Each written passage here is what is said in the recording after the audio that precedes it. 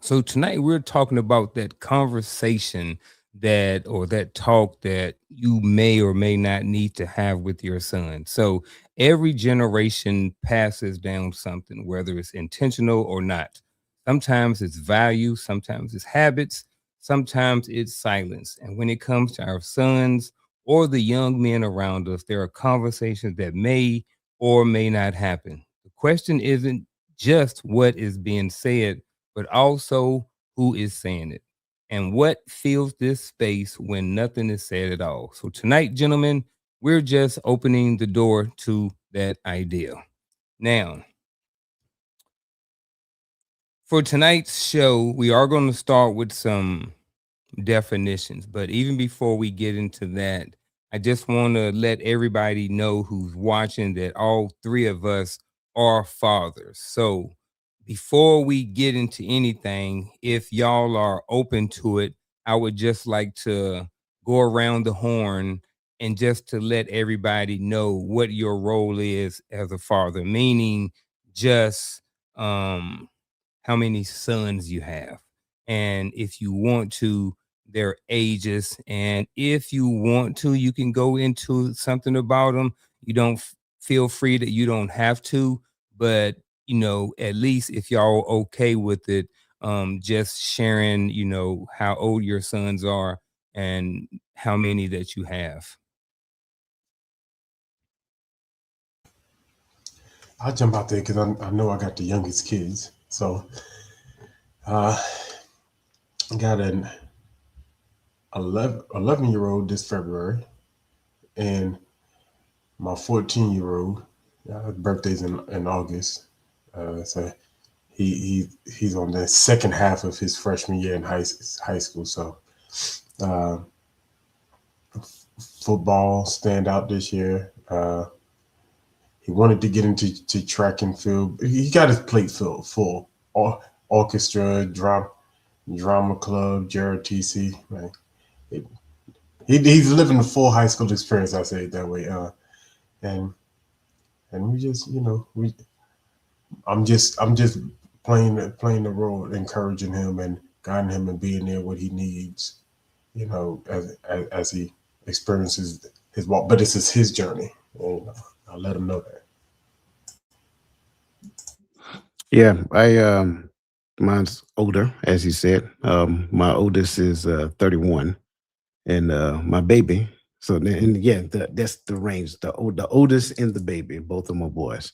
The girls are in the middle. So two boys, two girls. The oldest is 31, and the baby is 21. And my role in their life right now is advisor. You said 31. 31. Okay. Yeah, I just left my 30s. Yeah, you know what? Nobody asked you. Nobody asked you. All right. So with Nat Gaddy, I'll get to mine. So, Coach, in any of those, does either one of your sons have children? Yes, the Okay. oldest one. All right. So mine are I got three sons. Mine are 20, mine are 24 and 30. And my oldest has two.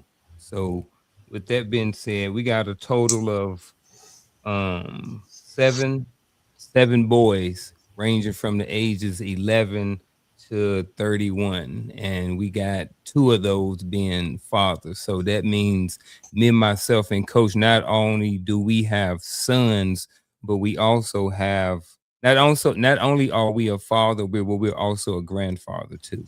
I So was I going to just kind of say, I yeah, so see I just kind the of huh. my bad. I see the hashtag say hashtag daddy and hashtag father. Thank y'all. Don't forget hashtag papa.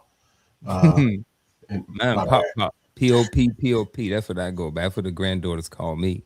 But yeah, I just kind of wanted to kind of share that with the audience and kind of us to kind of let everybody know kind of where we at in our fatherhood journey, because Coach, me and Coach been in this thing for 30 plus years right now. And then, so we got double the amount of time in the seat as a father as you do. So and that comes with different experiences, different challenges, the things that you are experiencing right now, me and Coach may or may not had to go through, and some of the things may be a little bit different. So, as we go through this conversation, just want the audience to understand, a little bit our perspective are definitely going to be different. But I'm just interested to see how it turns based off of our level and based on where we are in fatherhood and our experiences and stuff like that. So first thing we're going to do is we're going to start with a couple of definitions. So the first definition, because the title of the show is called If You Don't Have This Talk with Your Sons, Someone Else Will. So the first thing we're going to talk about is the word talk. So the first definition is talk, an exchange of thoughts, ideas, or perspectives, formal or informal, that can shape understanding. We can always butcher, we can dilute, we can add to these definitions at any time, but they're just here to kind of set a base for the conversation as we go forward. What say you, gentlemen? I can live with it, but there's some challenges in it, but that's all right. I Yep, can live. I I can live agree. with it. Okay. All right. Our next one is called influence. So influence is the ability to affect how someone thinks, feels, or behaves, whether intentional or not. So influence, the ability to affect how someone thinks, feels, or behaves, whether intentional or not. You rocking with it? Got some north and south. Okay. So our next one is perspective. Perspective. Empowering perspective. Power and perspective. There we go. The way someone interprets and understands the world based on their experiences and environment. The- yeah. All right, So so go for ahead. this conversation, this is sufficient. I don't think this is the totality of what perspective is. I Um, agree. but by that same token, based upon the conversation, I think we can go with it. Okay. All right. So moving down to the first question of the night, and this is also for the chat. So I want to know what you guys think about this as well. So for the panel and the chat, when you hear the phrase having a talk, what does that mean to you personally? So again, this is for the panel, and we would really like to know what you guys think in the chat as well. So I'll start off. This kind of goes back to what my original thought was for this definition. Because if I recall correctly, it said the exchange of, that's not always conducive based upon some of the talks that need to be had. Um, Mm, it's not necessarily an exchange. Some talks are like one way interpretations of information that you have not yet experienced or what is to come. So it can't be an exchange of ideas in that regard because you have not yet experienced it or even encountered the thing, ideally, if I'm doing my role properly, the thing that is to come. So when I hear having a talk, it is like we used to say in the Army, met TC. It depends upon the situation, right? So it once we understand what the situation is, then that kind of guides us into the talk that we're going to have. Is it a talk to where we're exchanging ideas, me trying to get an understanding of the things that you're dealing with right now, so I have a better perspective of guiding you, or me sharing something with you for you to be concerned with because you have yet to encounter it. So that's kind of like what I'm thinking when you start, look at this phrase having a talk.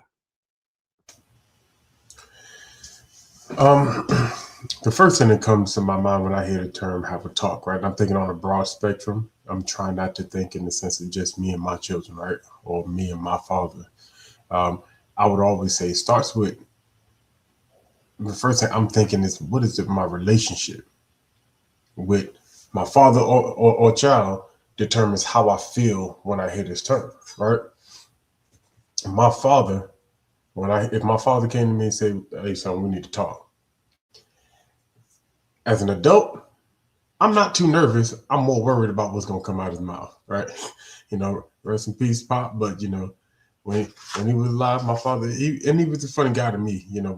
I always enjoyed talking to him. But you know, if the tone and the temperature changes when I hear the term, have a talk, I'm thinking that I'm about to receive.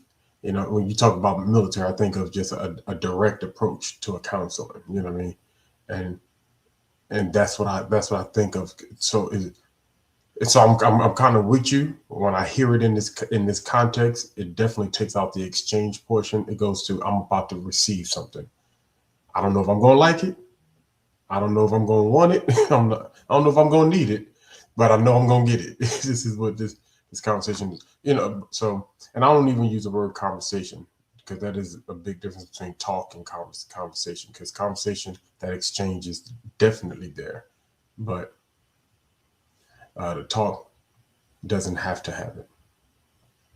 All right, I can rock with that. I agree, to what both you guys said, and to Coach's point, I think maybe what the definition I had of talk, maybe more along maybe more along the side of a conversation, kind of like what you just mentioned right there. So when I hear the phrase having a talk, I'm with y'all. The context is important. The environment around when someone says having a talk is different. If I know if I'm coming in at 1 o'clock in the morning and someone saying let's have a talk, that's different. I mean that I already know what's going down.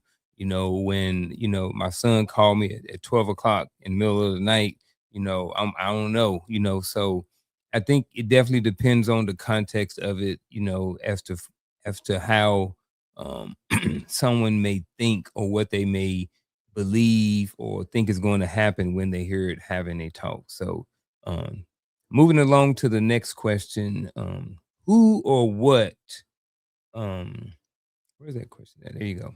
Who or what do you think shapes a young man's perspective the most today? So I know we all got sons, and we see sometimes how they moving, and and we also see on social media, depending on what you're looking at, and then the experiences that we have in person with people. So based off of all of those and your experiences and what you see, who or what do you think shapes a young man's perspective the most today?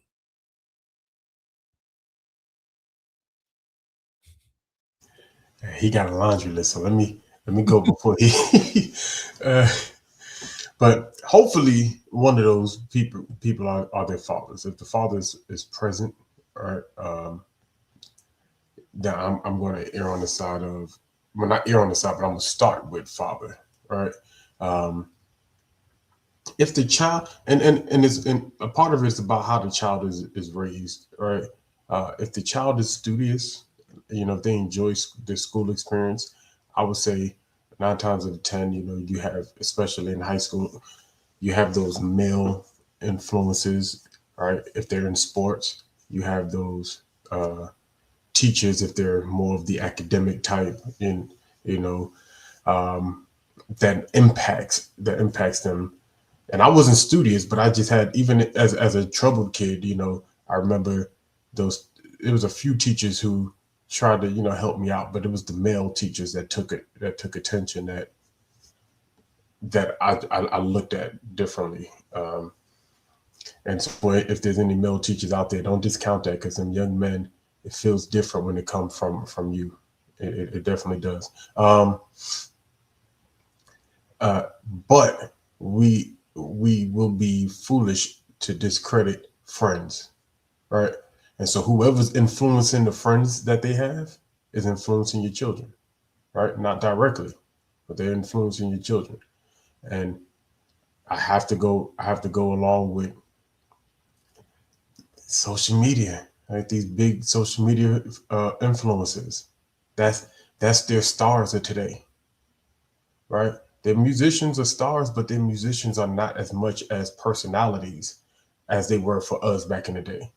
You know, for me, our rappers, Jay Z's and all of those guys, we paid attention to what was said about them. Because we were following what was going on, or what we saw in their life, whatever they exposed to us. That's what we want to dress like them. I remember Cameron had all in New York wearing pink t-shirts. I never wore the pink t-shirt because I just didn't understand it. Like, I keep it 101. All I could afford was the white t-shirts that were sold in the corner store.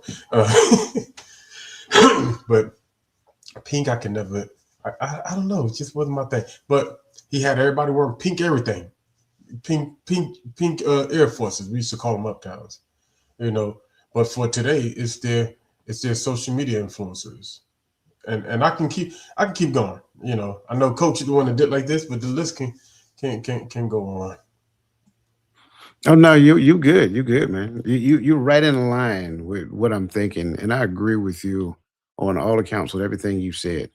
Um, but the question was who actually influenced them today, based upon. And again, this does not reject anything that Gaddy just said because I agree.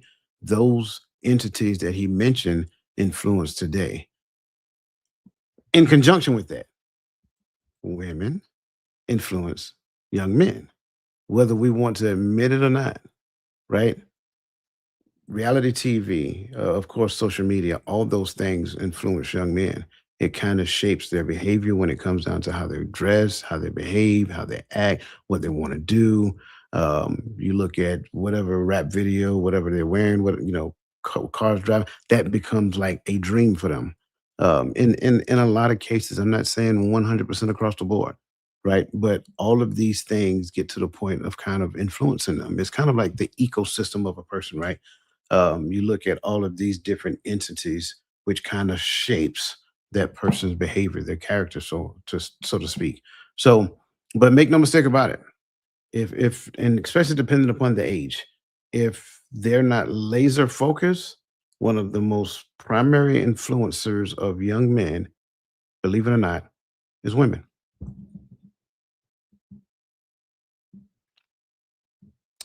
He ain't lying. So I'm rocking with everything that y'all said. I'm gonna pull up this comment from Sun Oracle. Appreciate you for being here. Appreciate your comment. Um, a lot of times, and I'm not saying that either one of you guys went there, but a lot of times when we think influence, we a lot of times think negative. Um, so Sun Oracle said a mother, father, or friends, good or bad, the influences can both positive and negative. And I agree with that, but I also think that this is in addition to everything that you guys said as well. Like the influences come from all different places. You know what I'm saying? And I think my next question was this, and this is almost to this question. Does how much does the amount of influence change based on how much control we have over our children? Meaning, if I'm a father and I don't allow my 11 and my 14-year-old son to have social media because they're not ready, or they have a phone and I'm restricting it. So if I'm doing, or if I'm in incorporating these types of things, does that help me does that help with the amount of influence that my kids receive from an outside world? And does that make me better able to influence them in a certain way from a mother, father, or friend's perspective? In your mind, it does. Mm, say more. I mean, whatever you call yourself trying to prevent them from doing, if Mm-hmm. they really want to do it, they're going to do it anyway. We've seen it growing up. You know, you had young girls who couldn't wear whatever, they'll put it in their backpack, take it to school, and go change in the bathroom at school. Mm-hmm. You try to restrict your son from dating, whatever the case may be. As soon as they walk out the house, their boyfriend or girlfriend, they just try to keep it at what's outside of the purview of the parent. So I don't think it's about control. I think once we think that we're controlling a thing, it's only the illusion that we're giving ourselves, assuming that control is preventative measures and protection all at the same time. But there's only really one thing that you can actually do to put them in a position to where you don't have to, and I'm going to use this term because I think a lot of times we use it erroneously, to where you don't have to gatekeep at the lowest level. But if you actually do it the right way, and you arm them with the appropriate amount of information, sharing things with them to help them to understand that this information I'm sharing with you is for your good and for your future, then you don't have to control social media. You don't have to control what they look at. You don't have to control their behavior when they get outside of your eyesight, because let's just be completely transparent. You can't do it anyway. That's why I say it's only an illusion that you're being given. Yeah, these kids at school got burner phones and everything. I work in a high school. I mean, these kids got burner phones. It's kids that got boyfriends and girlfriends, and like their boyfriend's parents are paying for the girlfriend's phone, and the girlfriend's parents don't know. It's like these kids can get access to everything that they want. Like you said, these kids in school they vaping and all of this stuff, and the parents don't know. Skipping school, like you name it, like it's going on. Like these kids are being influenced a lot based off of what's going on in the high schools. You know what I mean? And their friends. You know, I heard someone mention one time you got till they're about 14.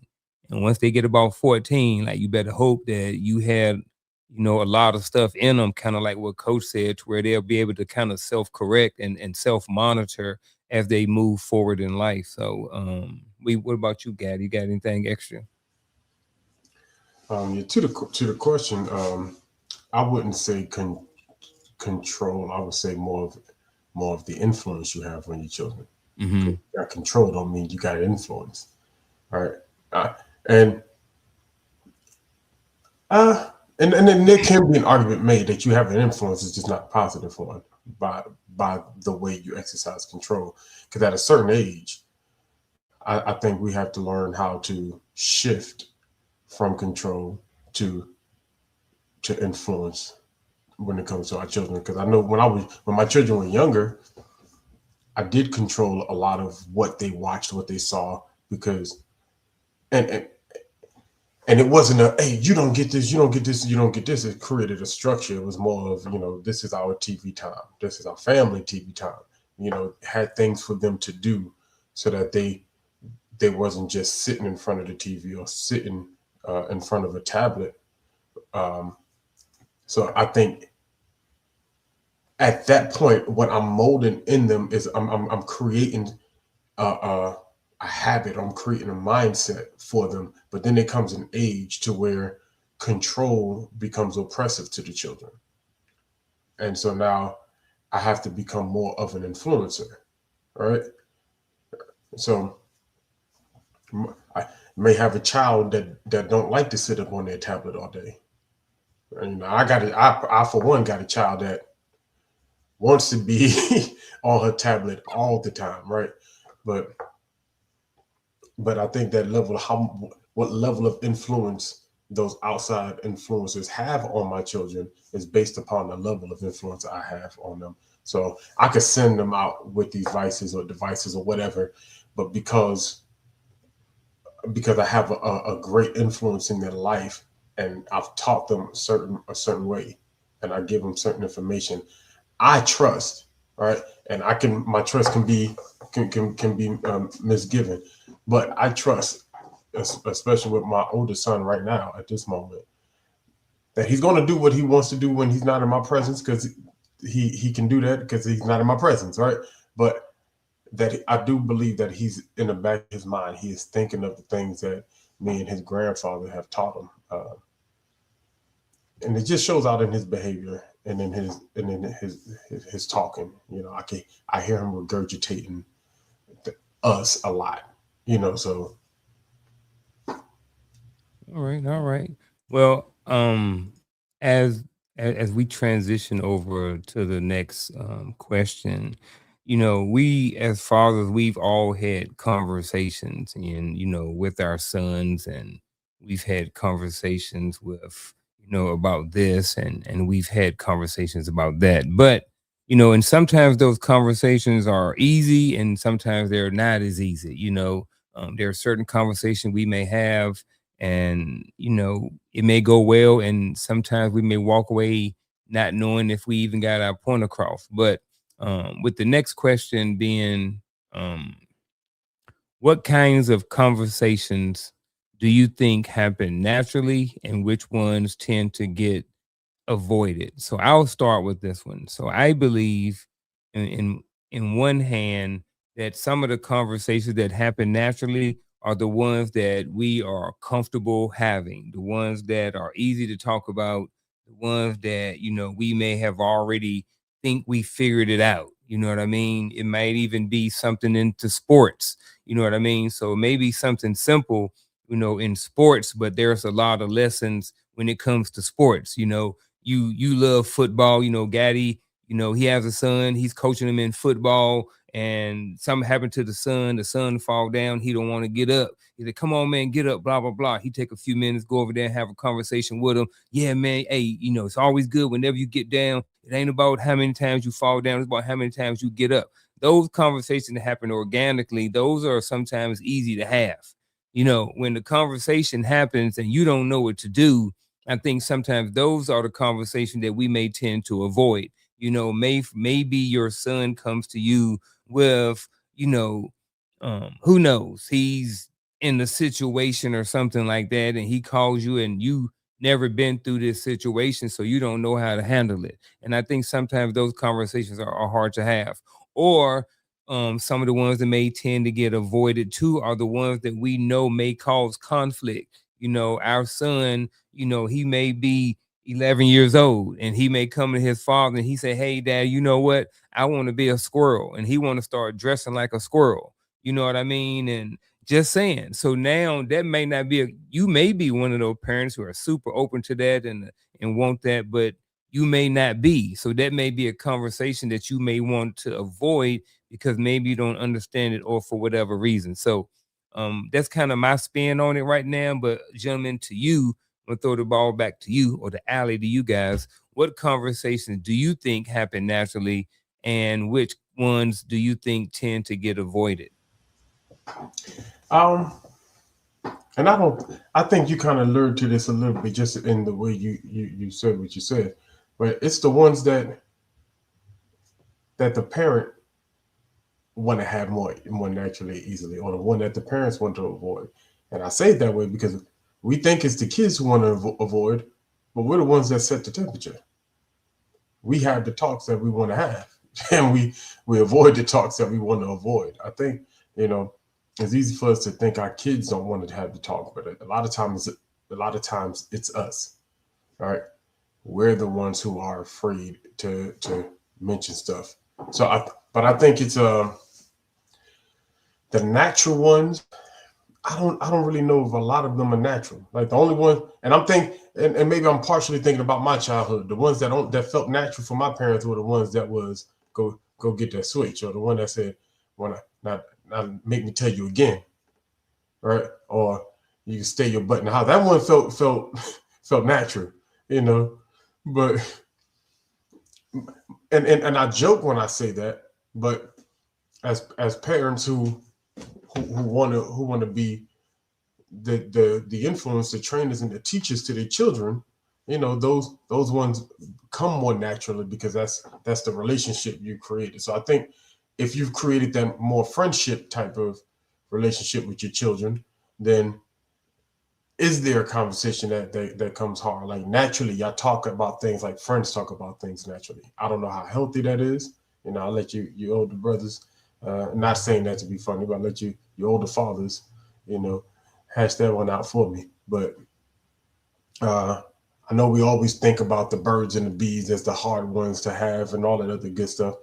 But to be honest with you, for me, it's the things that my son loves the most. That when I have to pull that back from him, draw that from him, or redirect him from that, those are the hard ones to have, because to see the heartbreak in his eyes, because he really wanted to go that direction, or he really wanted to hold on to that thing, and I snatched it. That's the ones that's harder for me to have, you know. And it could be anything, but something that I know he wants to do, or he wants to be like, he wants to, and when he can't, when that's pulled from him, or the idea of what he thought it was is changed because of me, then that's the harder conversations to have. Um, can I see the question again?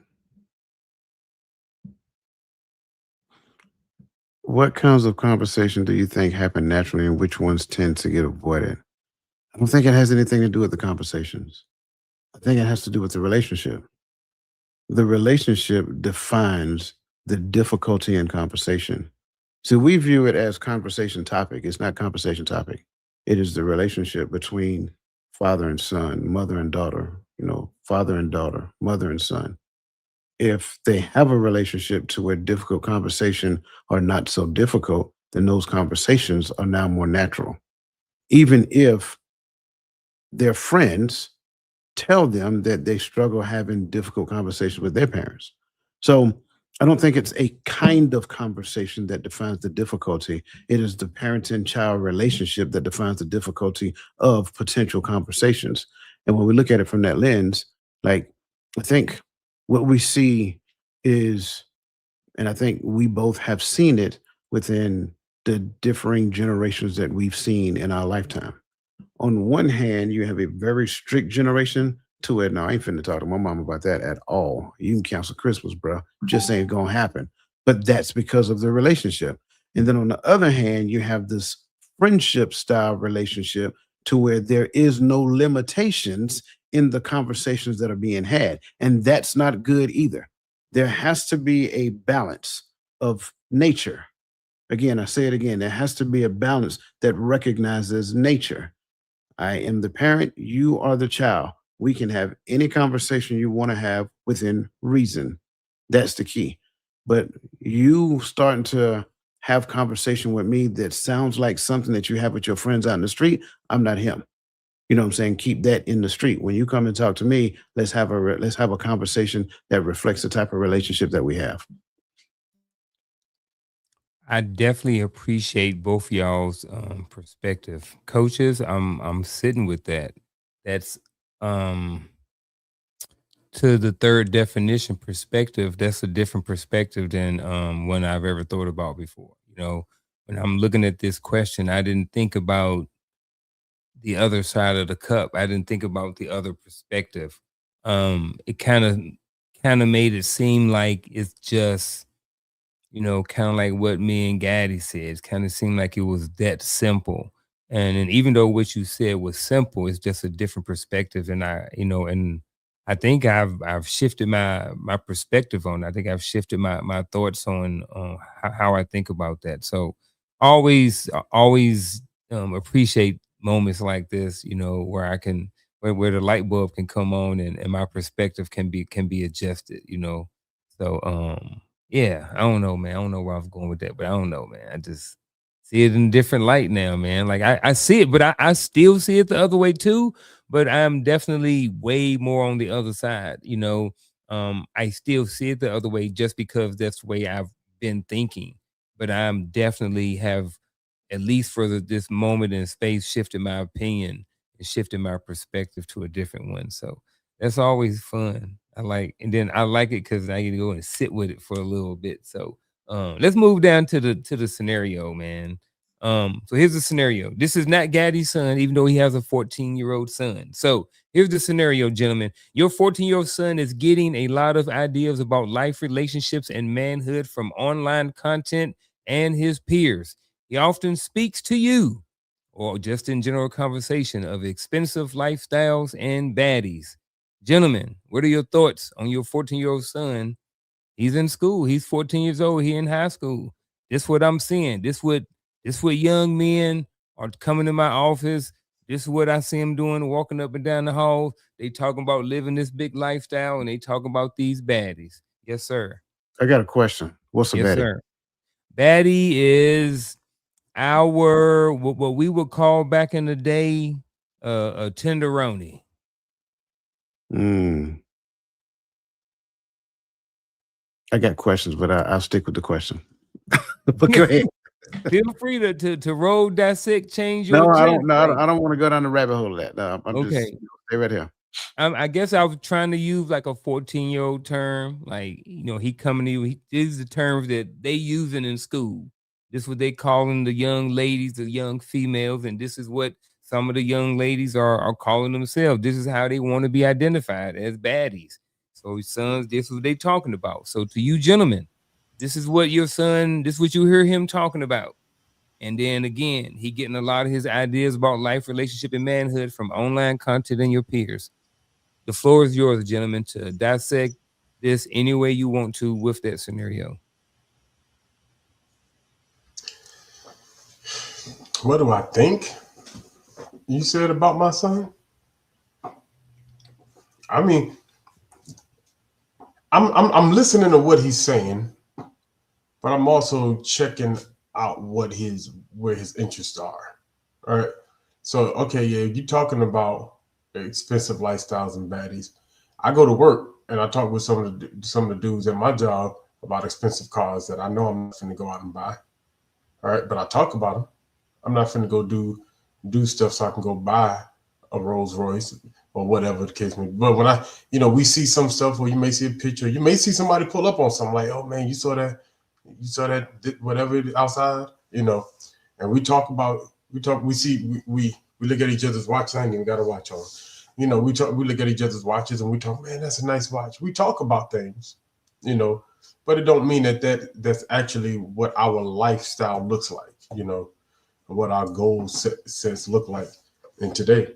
So I'm actually looking at what my son is doing. Are your priorities shifting because you're looking at this expensive lifestyle stuff, and then I may ask him may ask him that question like, hey son, okay, I hear you, I see you. Now in your mind, what is this? You understand that this is just content, right? And as long as his expectations is there, he understands that this is content.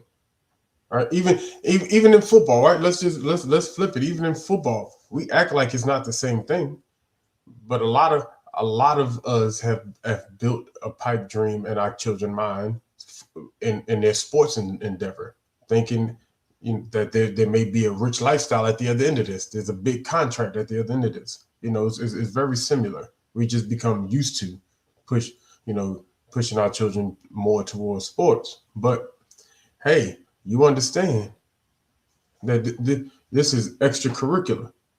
You may not even get a scholarship, right? Now I'm not, I'm going to keep putting, what do you want? Let's push towards it. I get that, but this is not everybody's lifestyle, and you understand that. Okay, I'm cool with that. Now the baddie thing, man, I try to have a little bit of let the kids experience their youth, but understand how to experience their youth, right? Now granted, these girls are calling themselves baddies and all that other good stuff, but you talking about a specific female. I'm not teaching you to be like everybody else. I'm teaching you to be exemplary. So my thing is, what's the little girl's name? And that's how you address her. That's how you talk about her. She's a person. There's 1,000 baddies. I get it. You talking about a group of baddies, you know what I mean? But the girl you talking to, her name ain't baddie. What's her name? Or the girl you have an interest in, what's her name? Why do you want to talk to her and you don't even know her name? You can't address her as the person she is. What's her interest? You're not sure? Then you don't like her. You just think she's cute.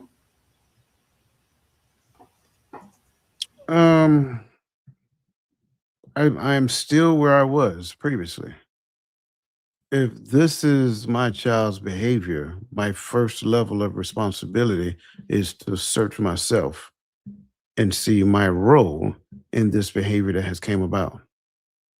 I can't move the needle from there first because now I go back to the conversations that I'm having with him, the amount of time we spend together.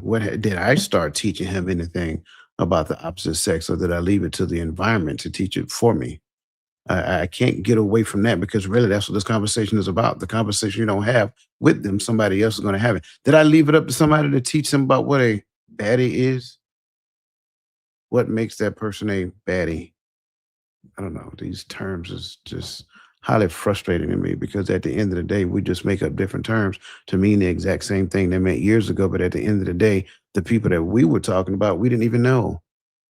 Do you even know a baddie for yourself?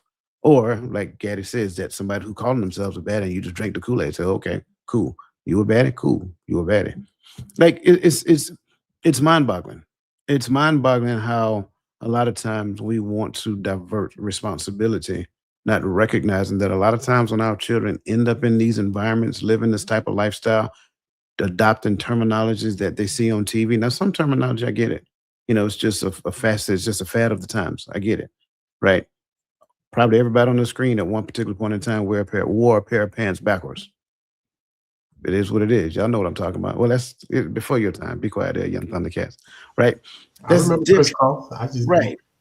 That's different. That's not shaping your future, if you will, because it's going to come a point in time where that type of behavior fades away because the sign of the times is a thing. But the question is, did wearing your clothes backwards change your whole entire your entire being? Right?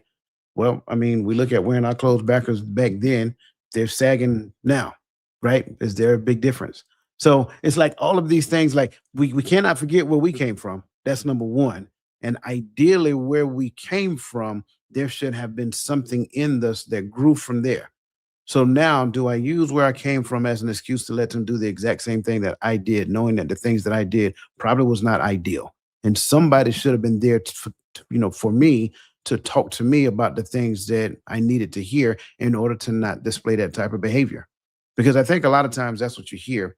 You hear it's almost like a I don't know, it's almost like a regressive state. Well, when you was this age, you did that. I don't care what I did when I was that age. It's not saying that I don't know that already. Those are the conversations I have with my child to let them know when I was your age, these are the things that I did. However, this is what should have happened. And my goal for you right now is to be the voice in your life today that was not there back then. So when you're talking about this lifestyle, you're talking about these particular ladies based upon whatever new title that exists today. The question is why? Why is that so attractive to you? Like have conversations that allow them to give a response. Don't have conversations with them that make them feel bad about coming to you and telling you about what's going on in their ecosystem. Right. You need to hear those conversations and then have a conversation that kind of gets into their mindset. Why are you adopting that and making that your thing? And again, go back to the responsibility piece. What role did I play? Did I not have enough conversation to arm you with the necessary mental syntax to make the appropriate decision? Don't try to fit in with the crowd. How do they say? You want to be one of the bananas so you can hang out with the bunch. You don't have to be that person, right? You can be your own person, but your own person does not necessarily mean you're better than anybody else. It's just that you understand where those adoptive behavioral patterns will lead you to, because hopefully we sat down and we had a conversation about it prior to. When I was 14, there was a lot of stuff going on. My parents, I was kind of raised in the church, had some other things going on outside of that that caused some drama. However, Charlotte Jordan in the comments, she did a pretty good job of inputting what was right and what was wrong. I agree with all you guys are talking about.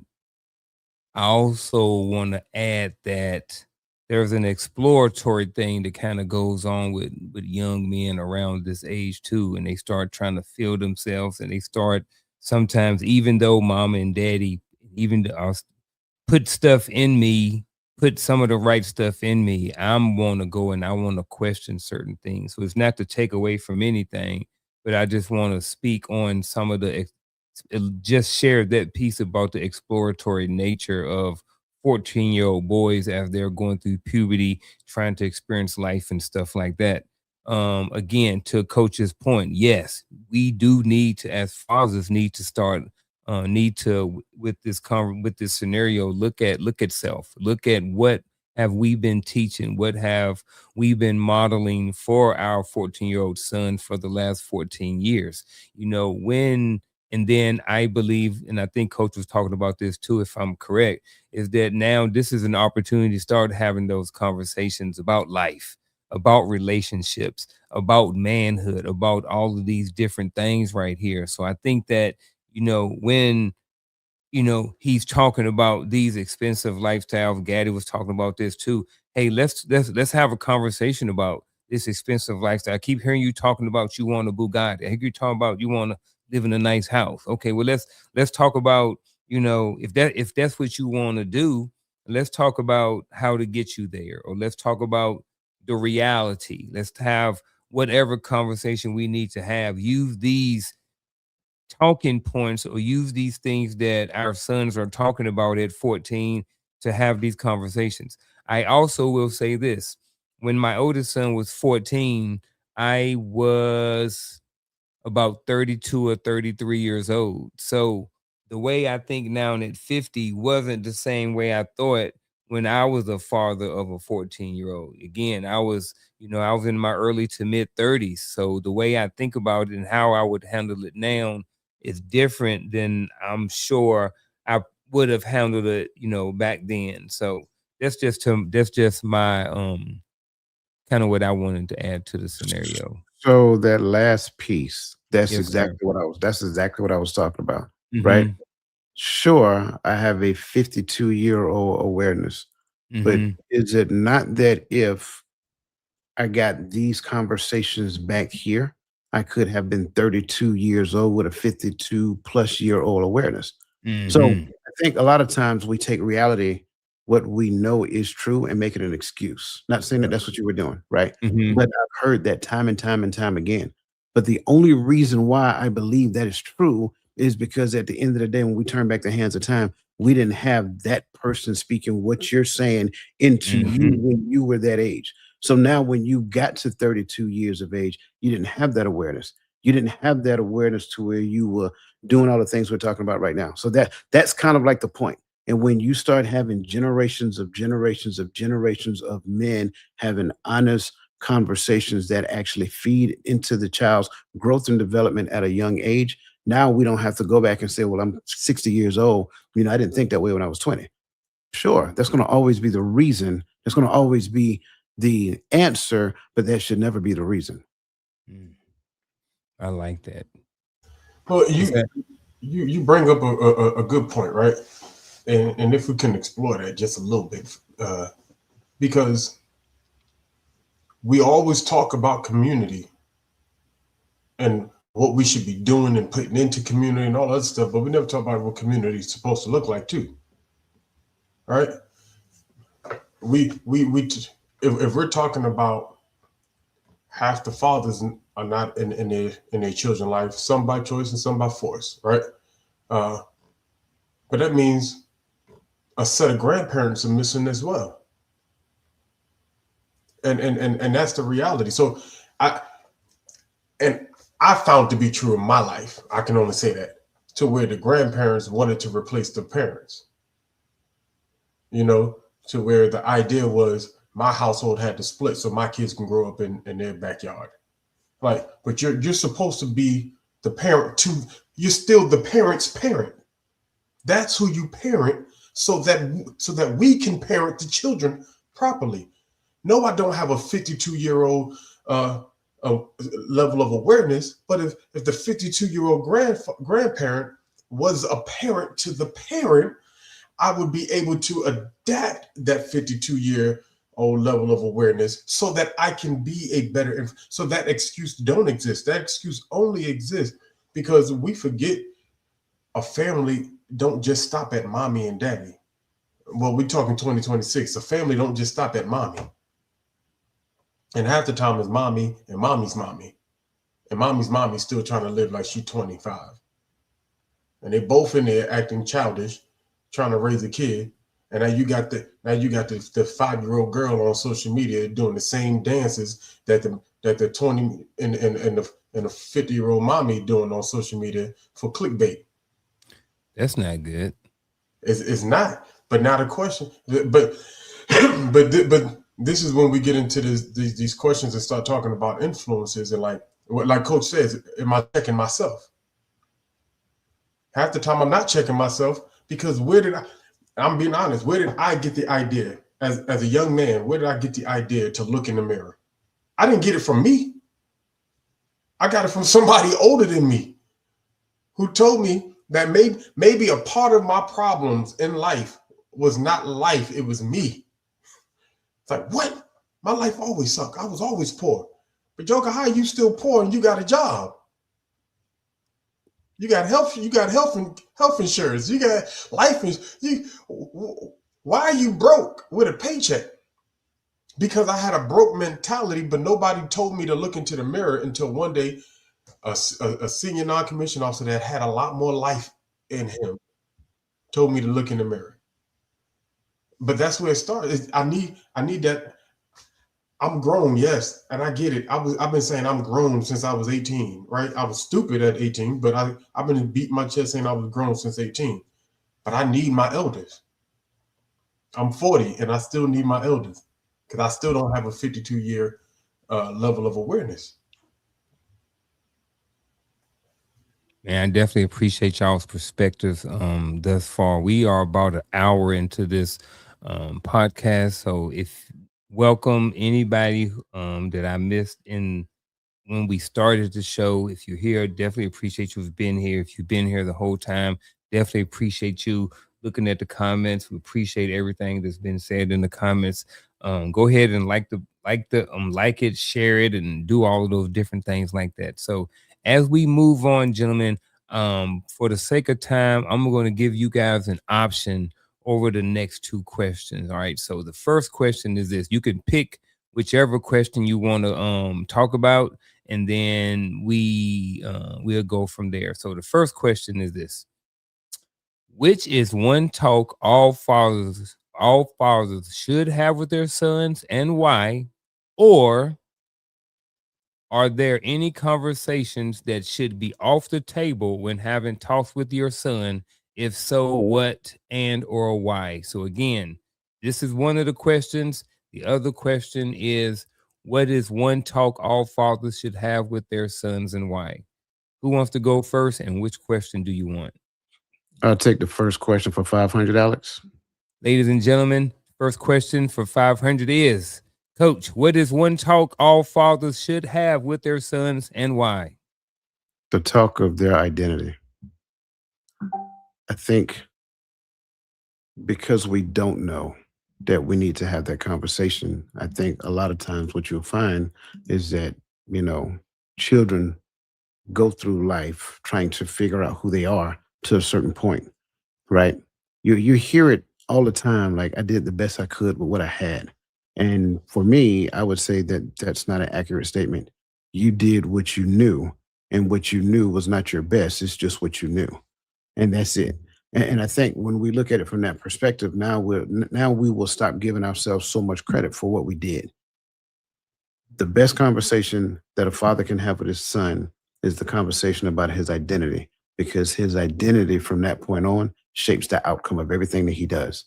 So if we do not have that conversation about your identity, if we do not talk about how important your last name is, and that your last name should not just be given away because you may have a fleeting emotion in this particular moment, you make a 5-minute decision that can have a 20-year implication.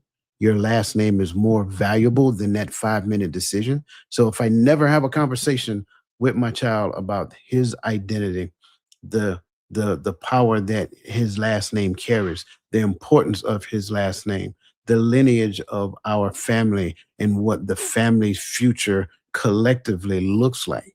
Therefore, be selective about who you entangle your life with for that particular cause, then I am leaving a gaping hole in that child's life. And at any given point in time, somebody can show up and influence them to make the decision that they want. And that person has zero allegiance to the God that I serve and the last name that I carry. I love it. Let me get question 2. Because he hit that. I mean, he said what he had to say. Okay, question 2. Are there any conversations that should be off the table when talking with your son? If so, what and or why? I'm going to say, and for the sake of this conversation, I'm talking about, learning in the learning aspect. I don't think there's a conversation that should be off the table, but maybe how we have the conversation, right?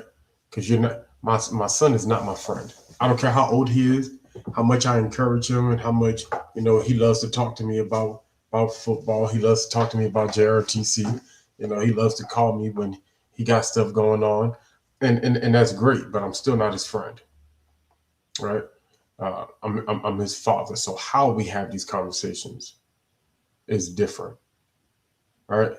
But when we talking about girls, we ain't talking about girls by like, yeah, man, how them girls treating you over there in the high school.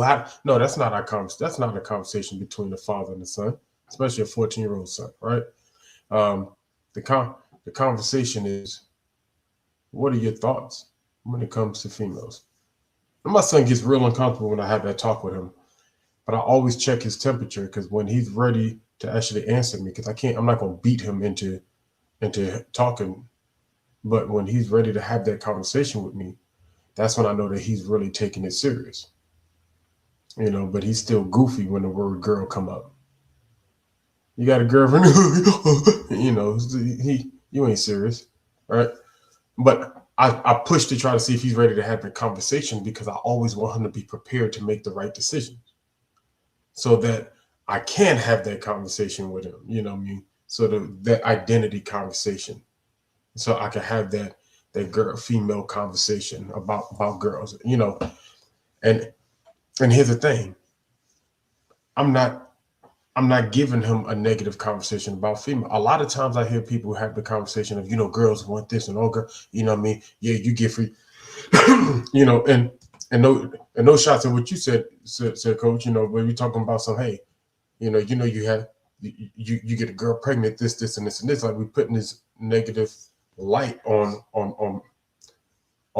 him when it comes to, it's like, hey, how about we talk about the fact that you need to treat women the right way. I don't care how bad women are out here on social media and how it looks. I don't care how bad people talk about women. When you address a woman, because if respect is about you, I don't respect people because they're nice or because they're good or because they got money or they don't got. I respect people because I'm a respectable person. That's who I am, and that's who you are. So you respect that woman. You talk to her something, but a part of that respect is respecting her body. All because your hormones are jumping, don't mean that you have to now disrespect her as a person and as a female. Respect that woman. So, but these are the conversations that that I that will happen, I believe. So I check his temperature and all that stuff. So for me, I don't think it's a conversation that should come off the table. I think how we have the conversation. Okay, Gad, I see what you did. I like it. So here's what I'm gonna do. I'm gonna take a stab at that question too. I'm gonna do Alex. I want question 2 for $200. That's where I want to roll with. So, question 2: are there any conversations that should be off the table when having talks with your son? If so, what and or why? Absolutely, yes. There are conversations that should not be had, and I'm gonna tell you one of them. That is the details about certain situations. It's okay that me and your mom got divorced, yada, yada, yada, but some of the details surrounding our relationships are off the table. We're not talking about those things. We can have general conversations about maybe some things. Maybe over time, I may bring up a situation or something like that, or a lesson learned from a situation to impart into you, or to give to you, or to share with you. But the the messy details and different stuff like that, that's stuff off the table. You know what I'm saying? So I do think, to your point, Gaddy, it is about how you have the conversation. And I think when it comes to learning and just being a man and just growing up, fatherhood and stuff like that, I think, for the most part, there are no conversations that shouldn't be had. But I think if we're just speaking in general terms, then there are some conversations that we shouldn't have. And honestly, there was something that I struggled with for years until I heard on either this show, either Coach's Corner or Elevated Dialogue or something. I remember Coach talking about that. I heard him say stuff like that. He's like, we're not having no conversations about the details, because I struggled about what am I supposed to do, at some point when my sons, who are 20, 20, 24, and 30, ask me some details about something that maybe their mom may have shared with them, or just maybe something they may be curious about. And I remember Coach sharing. I'll remember the context of it, but the one thing that stuck with me was the fact that Coach talked about not talking about the details about certain things. So for me, that's one of those conversations that are off the table. So if anything you guys want to add to either one of those conversations real quick before we move on, because I'm just looking at the time right now. Coach, good. Y'all good. All right. So the next thing we're going to do something called a versus. So it's about, I think I got about 7 or 8 of them. So these are two really good things. Kind of want to see which one is a priority. All right. So just kind of roll with it and just let me know what you think. These are not long segments. These are trying to just to give a quick on it and then jump in and jump out. Pretty much yes or no, kind of something like this. Which one should you choose? So relationship, when it comes to relationships and expectations versus self-discovery, should a young man first learn how to relate to others or understand himself? There is no right or wrong. It's kind of like your way or your thought process. I'm taking self every time. You can't do A without B. Can't do A without B. So understanding self first. Okay, I roll with it. Next. Emotions and expressions versus emotional control. Is it more important to express what you feel or manage what you feel? I think something's missing. I guess when I say express what you feel, when I'm looking at expressing is I feel upset, so I punch the wall. Or manage, I feel upset, so I'm managing how I feel in that moment. Right. So that's what I'm saying. I think something's missing. Okay. The thing that's missing is understand how you feel. Yeah. I like that one. I like that too. I mean, of course, for the sake of this, the question, I'm gonna say can learn how to control, but definitely the understanding, because that's what's going to allow me to express properly. Because I don't think nothing's wrong with expressing how you feel, but understanding how to express it. It all depends. If how you feel is a result of your limiting beliefs and your thoughts and your opinions about what I should be doing, then something is absolutely wrong with how you feel. Sure. Express that if you want to. Gonna be trouble. Trouble. All right, next. Decision making versus life experience. Do we learn more from being told how to decide or from experiencing outcomes ourselves? Both. Yeah, I was definitely torn when you said it, because this whole experience thing for ourselves thing is overrated. I'm just saying. I feel like I'm at a place in my life to where I have learned a lot from experience, but those experiences, I would give some of those experiences up for some good guidance. Do know that there's one word that made me say both, and that is how to decide. If that word how was what, it would have been neither. Because our experiences is not the totality of what we should be knowing and what we should be doing. Biggest mistake that people make today. Okay. Next. Outside influence versus inner voice. What shapes a young man more? What he hears around him or what he believes within himself? What if what he believes within himself came from around him? Right. I was with you on this one. This time I was with you. Because I'll be honest with you. And I got to speak from young Tuami. I had very low self-esteem growing up because the outside influences made my inner self tell my inner self I was what they said. I heard it enough. Environmental. Okay. All right. Next. Responsibility versus freedom. Should responsibility come first, or should freedom come first and responsibility follow? So you can't wait on me all the time. No, I'm gonna go first on this one. So So the freedom thing, we know people understanding the freedom. So I'm not even going to rock with that. I'm always going to take responsibility first, um, because that's where true freedom is going to come from. With taking, learn how to take your responsibility serious. Yeah. That part was my answer. Responsibility begets freedom. If there is no responsibility, then it won't be long before you lose your freedom. See, I ain't need Part you. right there. Bro. All right. I know you don't. All right, we got three more. All right, what's next? Respect for others versus respect for self. Which one has to be established first for the other to exist? Self-respect, definitely. In order, yeah. See, I think we pigeonholed. We're We are. this is just a personal thing with me, right? Respect is respect, right? Right. I can point it at myself, I can point it at others, but if I don't understand what it is, like, I mean, what am I talking about?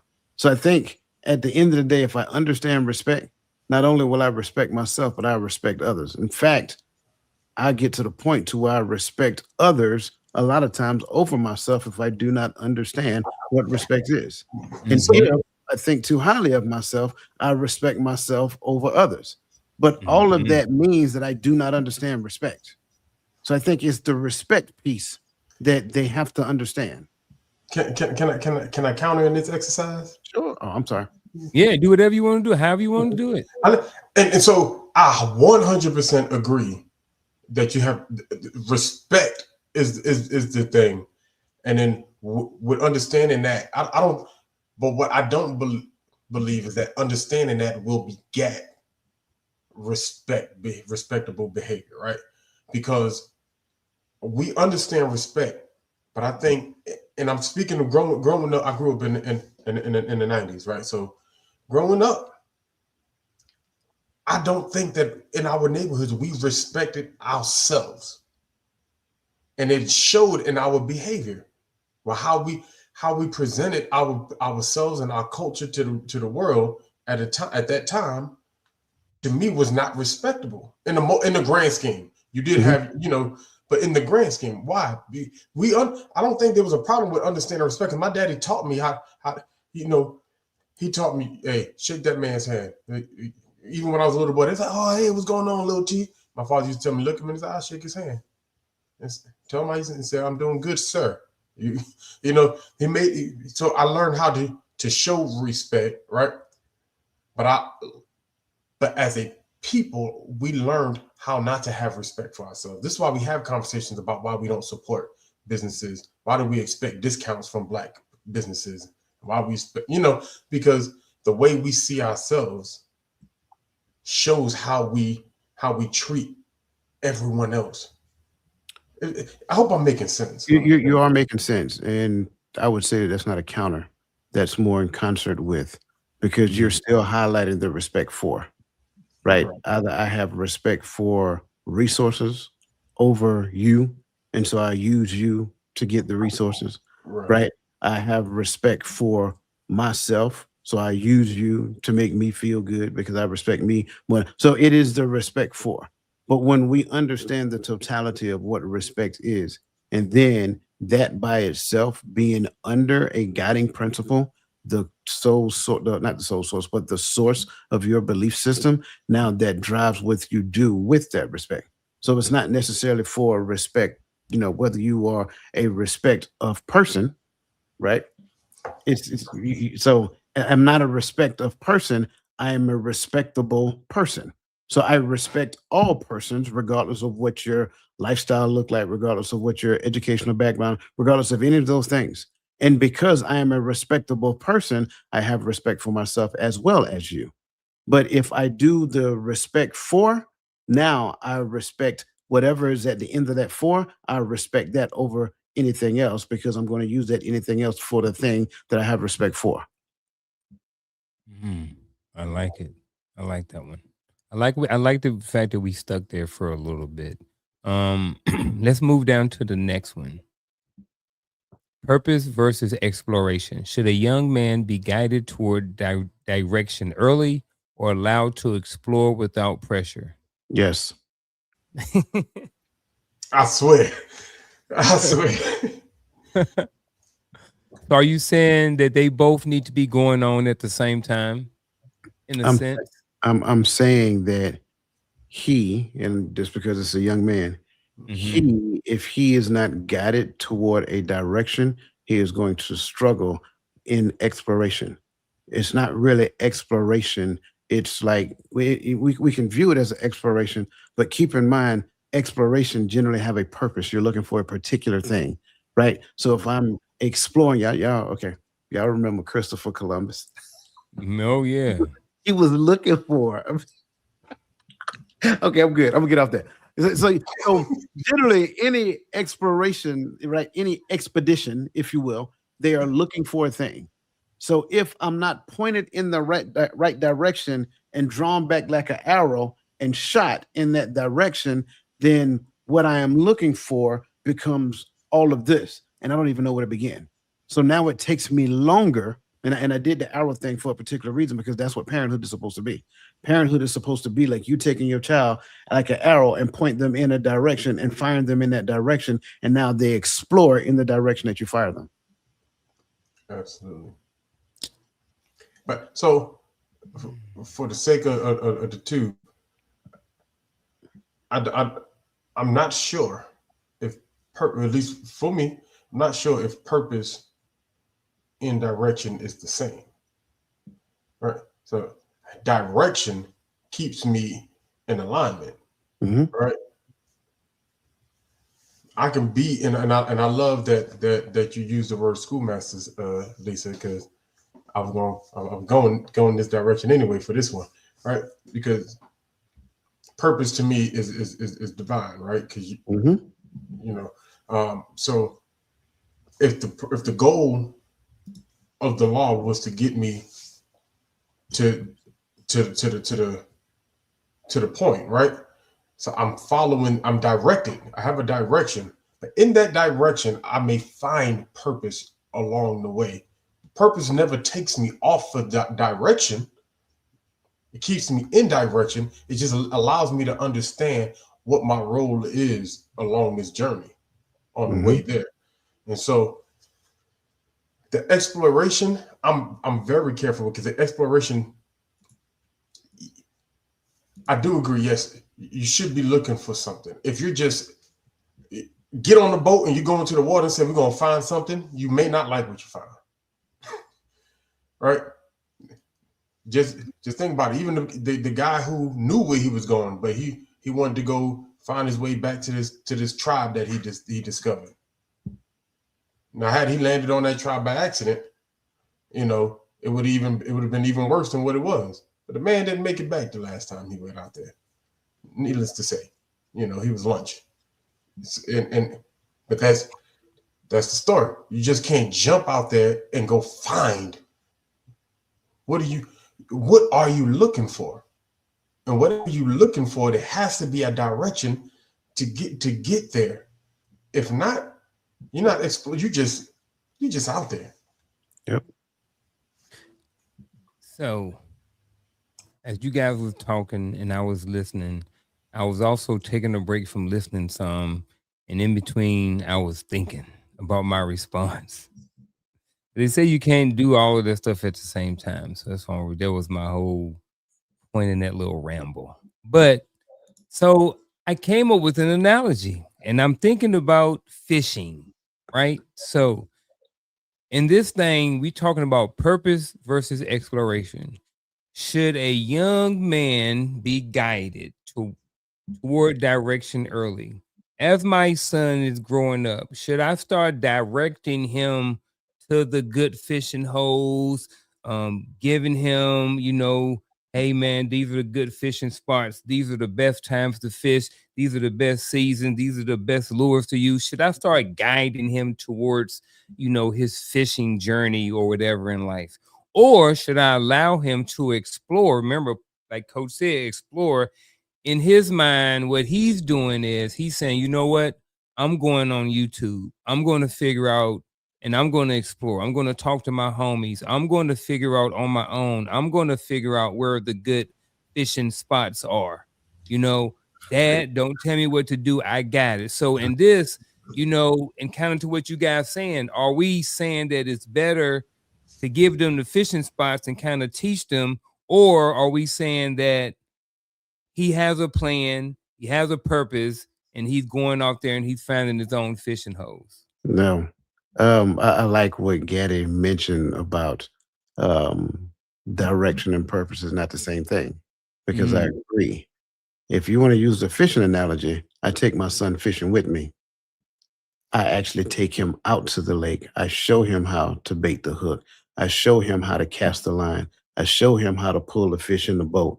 Oh, I'm sorry, me and my son ain't getting in no boat. We're gonna be on shore. I show him how to pull the fish out the water, right?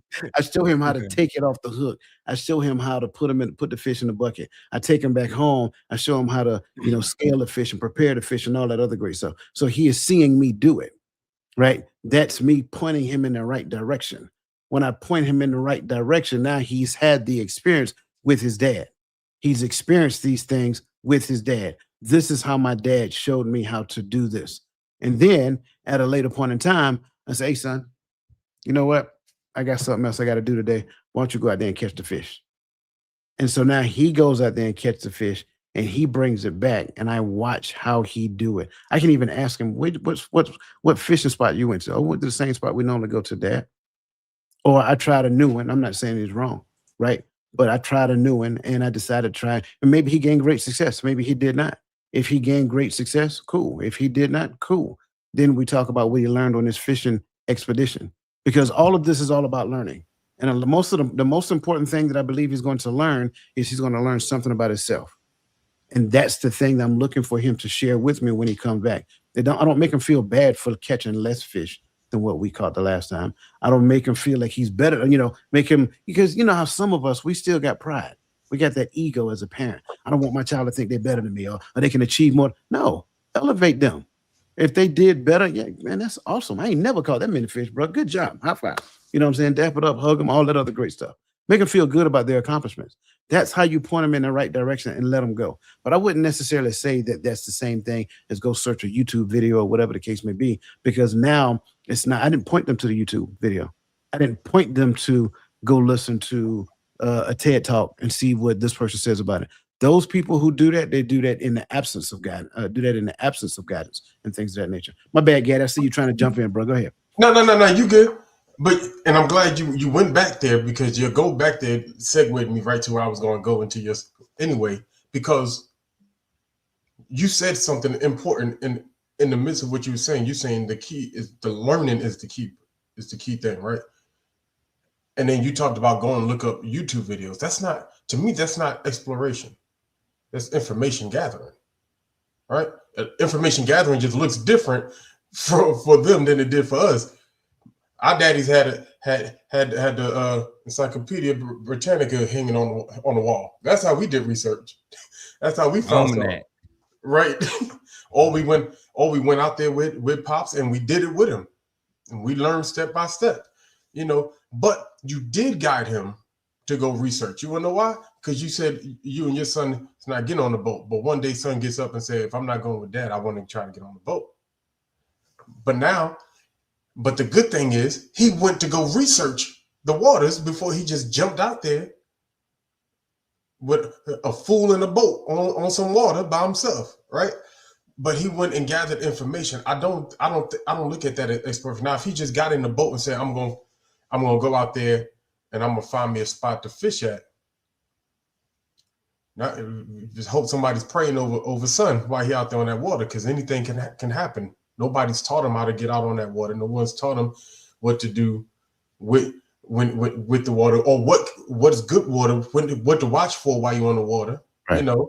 Because these are things that have to be. But and I'm not saying YouTube is the answer, because if you don't know what to look for, you still may not find the information you need, right? Yeah. So that is always key. But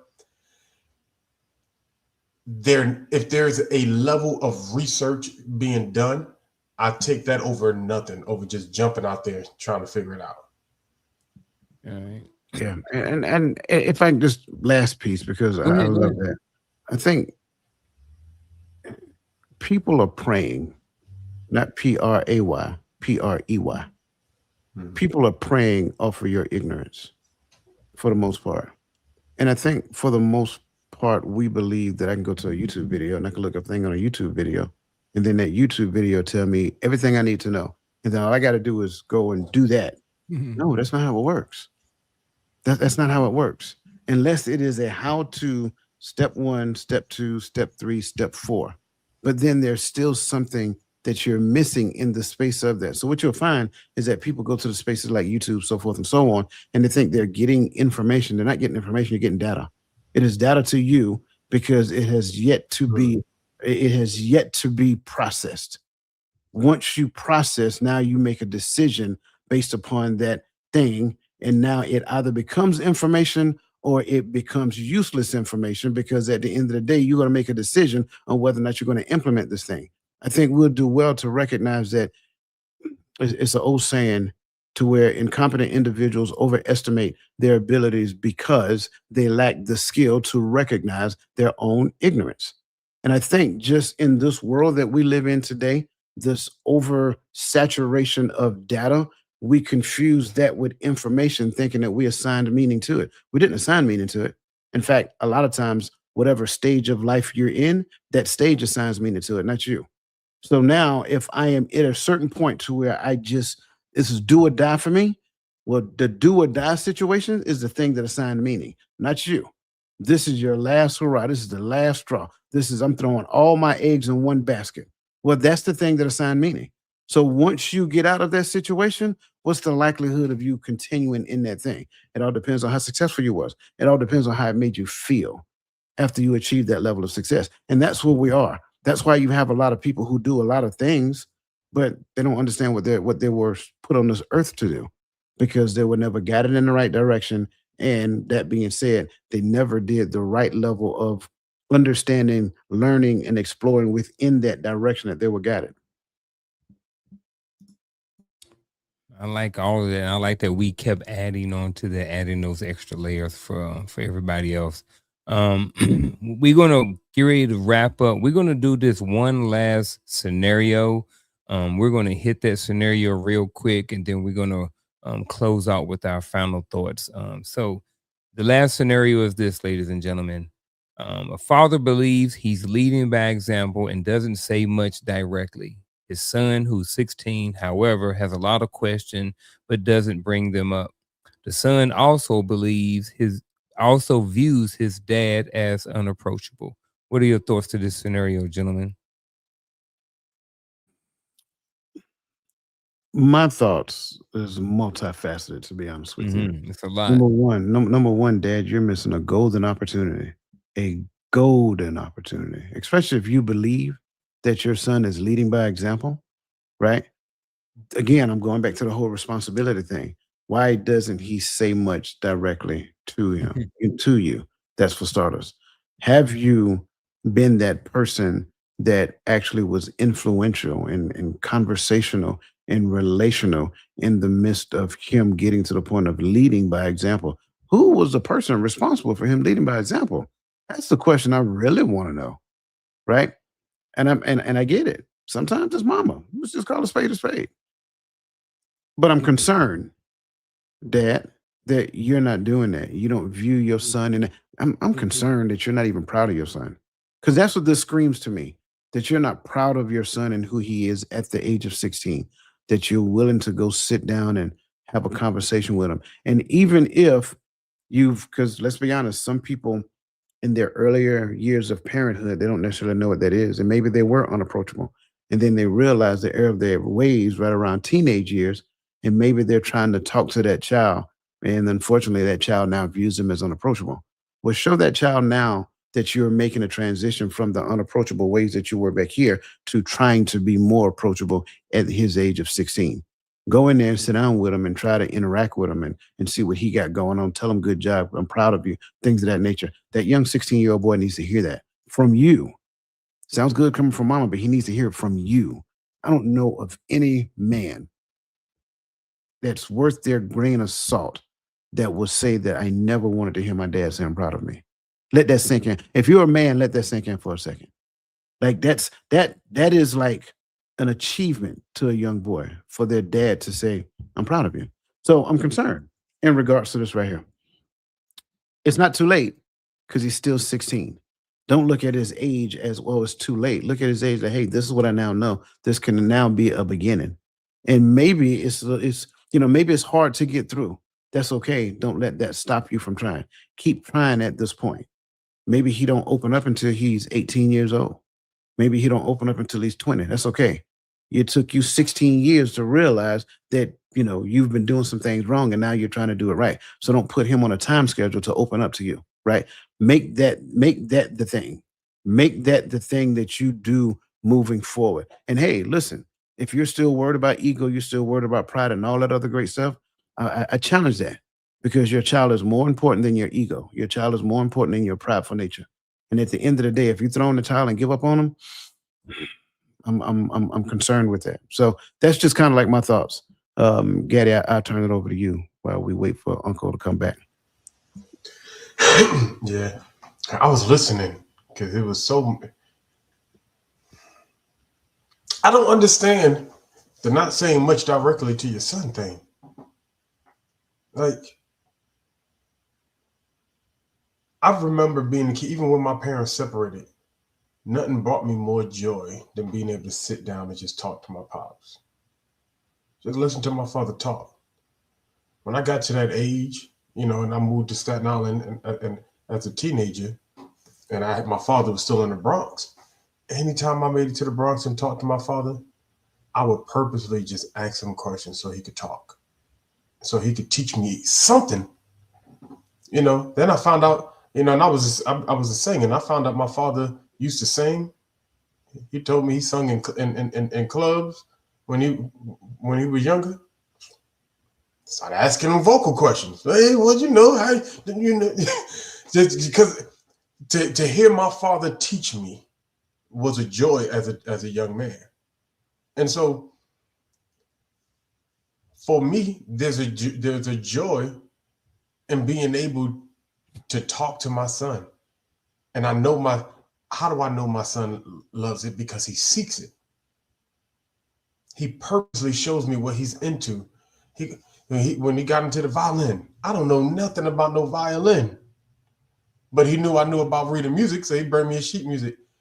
And he was just, Daddy, do you know how to play this right here? I'm having troubles right there. And I played it for him on the piano. And he picked it up like this. And in my head, I was like, that boy knew how to play it. But maybe he did pick it up that quick, right? I don't know. But I struggle with the idea of not saying much to your son directly. Then how do you teach and how do you influence? How do you guide? How do you mentor? How do you father your son without having direct communication with him, without speaking directly to him, without teaching him, without showing him, without giving him step by step? Like, I want to give my son, my car is paid off. It's been paid off for a couple of years now. And I'm still driving it. I haven't bought nothing new because I want to keep it running so he could drive it when he gets his license. But here's a caveat. I want to be part of teaching him how to drive. I know he's not with me full time, so I know his grandfather is showing up. I know a lot of the stuff that I should be doing is being done. I get it. But I want him to get up under this car with me and change his oil because it needs to be changed. And I'm not going to change it until he come over next weekend. All right. I want him to learn how and what it means to rotate your tires. I want him to know how to change his brakes. I don't want him stranded with no money and can't do the basic things he need to do, or have to call some stranger on the phone. Let me show you how to do what you need to do. Let me show you. And then but that instruction, it allows him to live life when he gets his reward. You get this car, and now you know how to take care of it. I know I said a lot. I'm bad. I do have one caveat. I realized that I read the first part of the question wrong, but my answer still remains the same, though. The father was leading by example. But I think it's also, we got to look at it from both lenses as well, because there are some kids that are actually doing things that are great, and the fathers are just totally not present, right? And vice versa. So I think if we don't necessarily look at both sides of that coin, and again, this is me making an excuse for reading the question wrong. I think if we don't look at both sides of that coin, I think we miss the magnitude of this question as well. It is good for us to realize that a man, a father, can think he is doing all the right thing, but not necessarily talking to his son. And that's not necessarily leading by example, right? I mean, how can that be leading by example if you literally got a mini you in the house and you're not necessarily talking directly to them? That should be your primary focus as a father. Just saying. Early in the show, I think it was Coach talked about, the person in the mirror, you know, that person. So this, as I started keep looking at this question, I'm like, I think this was me. If I look back, and I go back to my oldest son who's 30 now, so when he was 16, I was 34. So I thought, 34, I'm still in the army. I'm E7, I think. I believe, yeah, I'm E7. So I've been in leadership for quite a while. And for me, it was more about, and if you've been on this, watched this show for quite some time, one of my biggest things is leading by example, being a model for my sons or for other people to, not necessarily to emulate, but just be a positive model. So this was probably me. My son was 16 and he was going to school. It's like we didn't have a lot of conversations. Sometime going to school, we didn't have no conversations, and I talked to my dad and he was like, you take advantage of those moments and, have a conversation with your sons while you taking them to school. It might be 3 minutes, but there's a conversation that you can have in those 3 minutes that can help your son, and I probably wasn't approachable, E7 34, I'm in grind mode. I'm in still, hand slicing mode then. You know what I'm saying? And some of that army in me carried over into my marriage and carried over into my to me being a parent as well. So I just say all that to say is that, this was me. And I think that, now I think it is an opportunity. You're missing out on a lot of opportunities to have conversations and stuff like this. And father really needs to do a look in the mirror and see, how he can build more connections with that son and stuff like that. So, and if the son views his dad as unapproachable, it's going to be really hard for him to come to him. So that means you, as the father, as the elder, you have to go and you have to initiate some of those conversations and building that relationship, because you're the oldest one. You should be leading by example anyway, according to what you're saying. So, um, with that being said, ladies and gentlemen, we're going to roll on with these final thoughts. I apologize for keeping y'all so long, but I hope that the time that we did go over was valuable to you, that it adds some value to your life. So with that being, ladies and gentlemen, we're going to do our final thoughts. Here we go.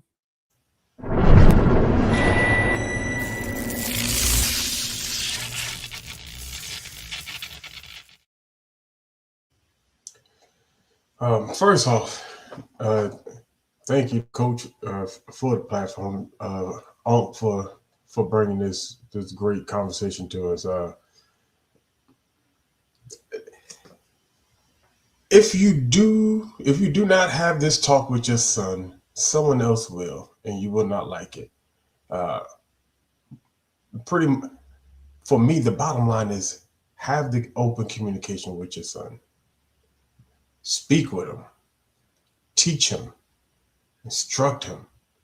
Right? I think sometimes we like I say all the time, I'm not my son's friend. I'm not my children's friend. But it doesn't mean that I'm a butthole to them either. Right? Instruction don't mean that we have to become their drill sergeant. You can still speak to them in a receptive way, right? Um, but have that conversation with them and be that influence. Start teaching them before they turn 14, 16, 18 years old. Talk to them young. Establish this idea that that daddy is a teacher, that daddy is, and because here's the thing, most young kids anyway, at least both my sons did when they were little, they They didn't think there was a thing in the world that daddy couldn't fix. Messiah used to say to me all the time, Dad, I know you got the answer. And I used to get nervous every time he said it again. I'm like, Lord, what is he about to ask me? But that's the moment where you get to become teacher. You get to be, while you're still Superman to them. You get to instruct them while they want it, while they desire it, while they eyes still light up when they look at daddy. Right? Why? Because the very thing you want to instill in him is right there at your fingertips. He's waiting for you to tell him what's right. He's waiting for you to guide him in the right direction. He's waiting for you to show him how he can be, because in his mind, he's going to grow up to be just like you. And so you're going to show him what that looks like. And then when he does identify what he wants to do in life, he's going to look to you to help him become a subject matter expert in that. See, it will happen if you take your position.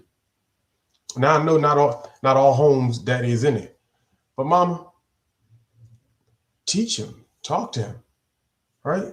Let grandpa talk to him. Let uncles talk to him. Let them be valuable in his life. Be valuable in his life. Get him in a place. Bring him on this podcast. Let him listen into the chat. Introduce him to a mentorship program in the city. Whatever, But be mindful of who. Choose wisely. I'm always going to say that, right? Choose wisely who those mentors are going to be. But fathers, if you're there, trust me, they want to hear it. They want it. Start while they're young, and I promise you, the road will be a lot smoother as it goes forward. So like that. I think you guys, if I've never said it out loud, I think you just discovered the reason why I even started doing YouTube. Simply because of what you just heard that young man said. Um, there's a lot of children out there, boy children specifically, not limited to, that wish their fathers were there, but they're not there. And so for that reason, what if they had a platform that they can go to and hear someone giving them some information that can literally help them wherever they are, even though they wish it came from their father? They're listening to a group of men, senior men at that point, sharing some heartfelt messages, because we really do care about the direction of the community as a whole. I like to describe parenthood as a beautiful train wreck. Um, why is it a beautiful thing? Because you have been charged with one of the most amazing tasks that the father can charge any man with, and that's raising up a child. Why is it a train wreck? Because you have no earthly idea on what you're doing when you first start doing it. It's like you trying to fly an airplane with a whole bunch of holes in it, and you spend a majority of your time patching holes up, trying to keep that airplane afloat the entire time. And you're hoping and praying that you will crash land, but somehow you just keep flying. And at any given point in time, you can become a really good pilot if you decide to become a good pilot, or you can just keep fumbling your way to your destination, not even knowing whether or not you're even a good pilot. Sometimes imposter syndrome set in. You don't believe that you're a good father, but you're doing the best you can with what you have. And I just don't believe that that's a idealistic reality when it comes down to us as parents. Because at the end of the day, and I'm going to say this saying again because I think it's true, incompetent individuals overestimate their abilities because they lack the skill to recognize their own ignorance. Ignorance is not a bad thing. It just simply means I don't know. So I cannot give myself way too much credit in the midst of something I know deep in my heart I don't know. I may have some idea about a thing, but am I a subject matter expert on it? No. That means that there's only one parent who knows. And if we're not taking instruction from that parent, then ideally I don't know. And then it goes a step further, because now I have to take those instructions and implement those instructions into this young boy who looks to me and call me daddy. And that's an honorable thing to be called, father daddy, just like it's an honorable thing to be called mother, mama. That's for people in the South. I think it is an important thing for us to take that as the most important thing that we were ever asked to do in this life. I say that part again because I think it is key. I think we would do well to recognize that that is the most important thing that you were ever asked to do in this life if you were with child. Your job is to raise that child up in a way that they should go, that when they get older, they do not depart. That's the key. And I have to figure out what that looks like and do my very best in pointing that child in the right direction, winding the little twist in the back. Y'all know the little toy.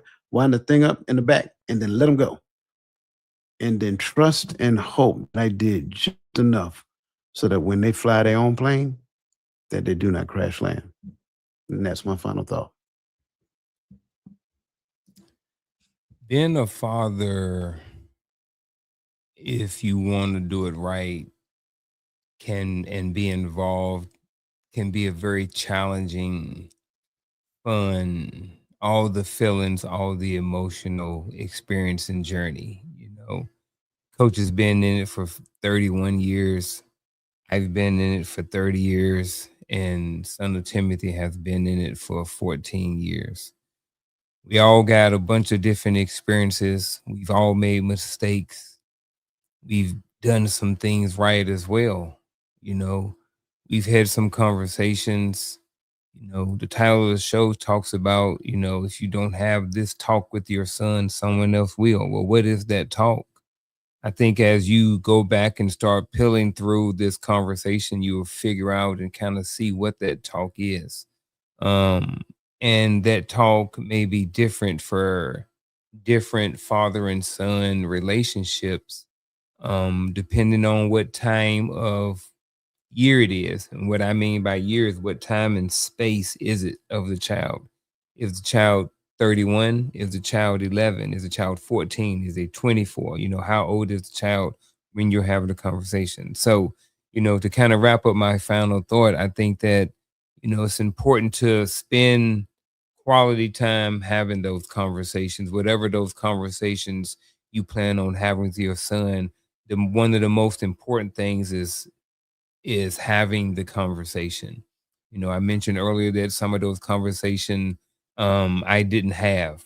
So again, at the end of the day, have those conversations with your sons. They're very, very valuable, because at some point you may not be here or you won't be here, and your son may long to have those conversations with you. So with that being said, ladies and gentlemen, that is my final thought.